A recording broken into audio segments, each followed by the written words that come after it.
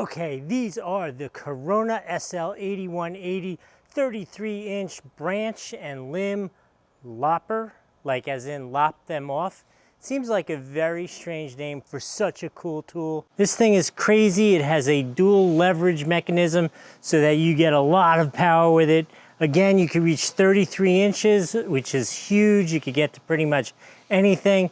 They will, according to the manufacturer, you can lop off up to a 2-inch branch, which is pretty huge. This thing looks pretty darn massive and scary. So I'm gonna say it is good for that 2-inch rating.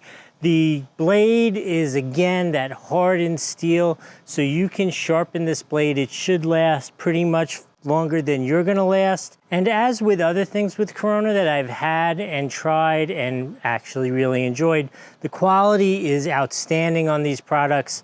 I'm looking forward to cutting down some stuff.